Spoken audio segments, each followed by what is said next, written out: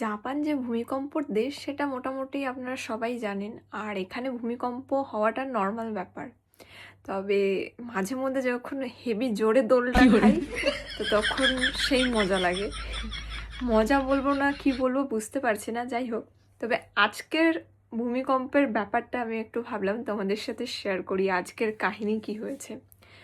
তো নর্মাল যেই দিন ভূমিকম্প হয় খুব অল্প পরিমাণে হয়, বোঝা যায় না, বা বোঝা গেলে ফোনে ওরকম অ্যালার্ট আসে না।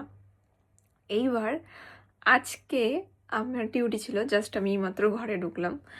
তো আজকের ধারণাটা আমি একটু তোমাদের সাথে শেয়ার করি। তো আজকে একজন নতুন একটা ছেলে ঢুকেছে, তো আমি ড্রিঙ্ক সেকশনে ছিলাম। তো ওকে আমি জাস্ট তখন শেখাচ্ছিলাম ড্রিঙ্কের গ্লাসটা ফ্রিজ থেকে বার করে, এমন জোরে বার করেছি, বার করে না মেশিনের মধ্যে মানে ধাক্কা লেগেছে, সজোরে, অনেকটা জোরেই লেগেছে। আর ওই টাইমটাতেই ভূমিকম্পটা হয়েছে। এবারে আমি বুঝতে পারিনি। এবার মেশিনটা যখন জোরে লেগেছে পড়ে না, তখনই সমস্ত জায়গায় আওয়াজ হচ্ছে, শেক হচ্ছে, মানে কাঁপাকাঁপি শুরু হয়ে গেছে। আর তার সাথে মোটামুটি দোকানে যত ভিড় ছিল রেস্টুরেন্টের মধ্যে, সবার ফোনটার তখনই অ্যালার্ট বেজে উঠেছে। এইবার দোকানে যতগুলো ইলেকট্রনিক ডিভাইস ছিল যেগুলোতে অ্যালার্ট দেয় সেগুলোও বাজছে, তার সাথে পুরো কাঁপাকাঁপি শুরু হয়ে গেছে।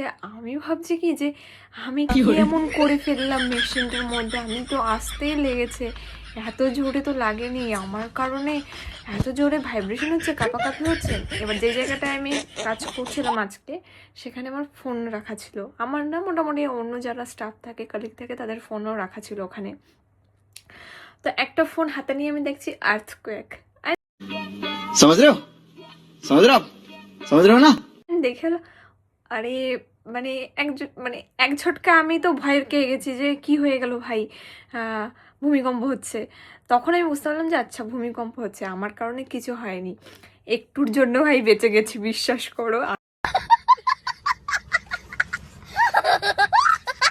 আমি ভাবছি মনে হয় যদি আমার জন্য এরকম সবার ফোনে অ্যালার্ট বাজছে, কাঁপাকাঁপি শুরু হয়ে গেছে মেশিনের মাধ্যমে, কি এমন করে ফেললাম। সিরিয়াসলি আমার পরে ওটা আমি ভাবছি, এত হাসি পাচ্ছে, আমি রাস্তা দিয়ে আসছি আর এত হাসছি। তো আমি ভাবলাম ঘরে আসি, ঘরে গিয়ে এটা নিয়ে তোমাদের সাথে শেয়ার করব। মানে সত্যি আমি একটুর জন্য বেঁচে গেছি। ভাবো, আমার জন্য ভূমিকম্প হয়ে গেছে, জিনিসটা ভাবলেই অবাক লাগে। कौन है ये लोग कहां से आते हैं ये পরে দেখছি না, ফোনের মধ্যে অ্যালার্ট এসছে, আমার ফোনেও এসছে, তোমাদের সাথে আমি স্ক্রিনে শেয়ার করে দেবো। তো এই ছিল আজকের কাহিনী। সিরিয়াসলি আমি একটুর জন্য বেঁচে গেছি গাইস, একটুর জন্য।